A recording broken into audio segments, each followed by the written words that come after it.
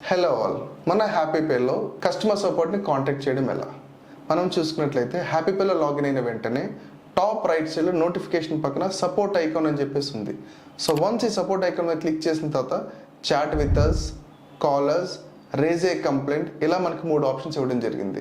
So ఇక్కడ నేను chat with అస్ అని కొట్టంగానే కంపెనీ యొక్క సెప్ అకౌంట్కి నేను నా యొక్క ఇష్యూస్ ఏమైనా ఉంటే రేస్ చేసుకోవచ్చు.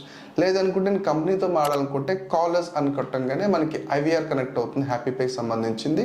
అక్కడ మీ యొక్క ఇష్యూ బట్టి, మీ యొక్క డిపార్ట్మెంట్ బట్టి మీరు చూస్ చేసుకున్న ఆప్షన్స్ బట్టి మీరు కస్టమర్ సపోర్ట్కి అయితే కనెక్ట్ అవ్వచ్చు. అదేవిధంగా రైజ్ ఏ కంప్లైంట్ అని ఉంది. ఇట్లా కాకుండా డైరెక్ట్గా మీరు within the system, within the యాప్లోనే మీరు కంప్లైంట్ రైజ్ చేయొచ్చు. ఇక్కడ ప్లస్ బటన్ ఉంది. ఈ ప్లస్ బటన్ క్లిక్ చేసిన తర్వాత యాడ్ ట్రాన్సాక్షన్ అని చెప్పింది. ఒకవేళ మీరు ఏదైనా ప్రీవియస్గా చేసిన రీఛార్జ్, బిల్ పేమెంట్ ఏదైనా మీకు ఇష్యూ ఉందనుకోండి, అక్కడ యాడ్ ట్రాన్సాక్షన్ అని కొట్టంగానే మీకు ప్రీవియస్గా యూజ్ చేసిన ట్రాన్సాక్షన్స్ డీటెయిల్స్ అన్నీ కనబడతాయి. అందులో మీకు ఏ ట్రాన్సాక్షన్ అయితే ఉందో అది క్లిక్ చేసుకుంటారు.